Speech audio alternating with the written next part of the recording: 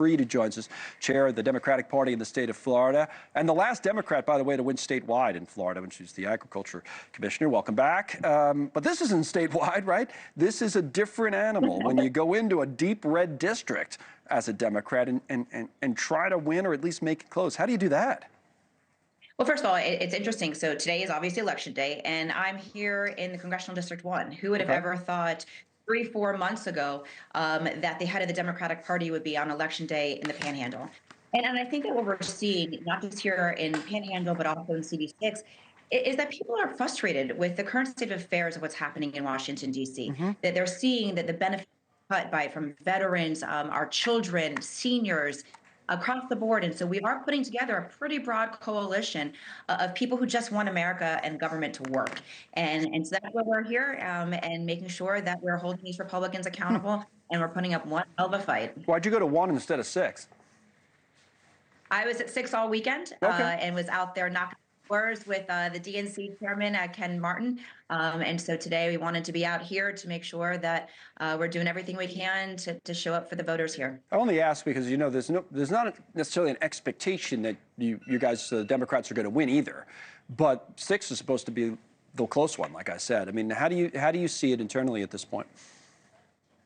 Yeah, I think that both are going to be close because, again, you're seeing Republicans showing up to not only to vote, but in these town halls across the state and across the country who are saying, listen, I voted for Donald Trump because I wanted my prices to go down. And instead, that's just the opposite of what's happening. They voted for him because they believed that they were going to make he was going to make their lives better.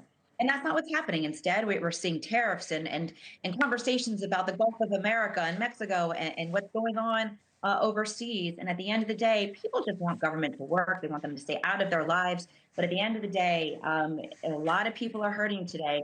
And I think that this is an opportunity to truly show, not just here in Florida, but this is a formula for the rest of the nation.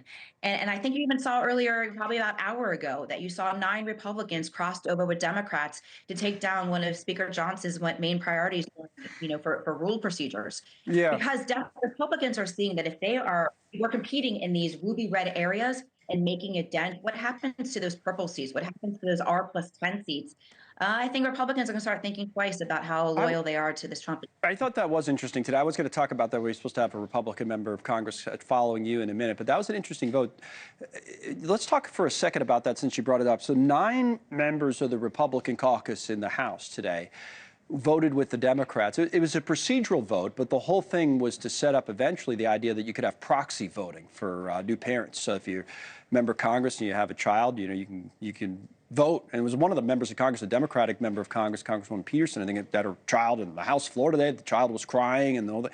So there's the video of that. This was from before this vote. But you're right. So the Democrats were all in favor of this, and Johnson put a lot out there. Said, no, we're not going to do this. And then they voted. What message is being sent? Is it just about that issue, or is it more broadly about the Republican agenda? It's about the Republican agenda, which is why these races are so important. Even if we aren't able to get W's over the finish line this evening, it's closing those margins. As you had illustrated, that this CD6 race last November, Trump and Walz won it by 30 points. Yep. If we're able to collapse that by 20, 25, 29 points, what does that say to all these Republicans that are sitting back and saying, wait a second, maybe attacking our veterans, maybe attacking our seniors, attacking our educational systems that are trying to do research on cancer. Maybe this isn't the right agenda for the American people. Or it could just say this guy Fine is not a great candidate. You've had that. You've seen that on your side also, right? I mean, like that sometimes happens too, where it's like, and you guys, the Democrats, have spent a ton of money, and Republicans just didn't run a great candidate if it's close. Yeah, Randy is definitely a horrible human being, and I think Democrats and Republicans actually agree on that. But it's more than that. Look what happened in Pennsylvania last week. Look what happened in South Carolina last week. Look what happened in Louisiana over the weekend. So there is this surge of people that are saying, wait a second, we definitely voted to have a little bit of chaos.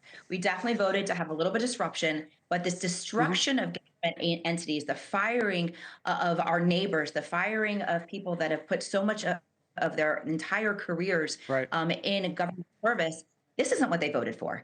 And I think that you're starting to see people saying, wait, Elon, who's an unelected billionaire, is coming after our money so he can have a tax break. This is not the American way. Thanks so much for watching. Just go to joinnn.com to find News Nation on your television provider. And don't forget to click the red subscribe button below to get more of News Nation's fact-driven, unbiased coverage.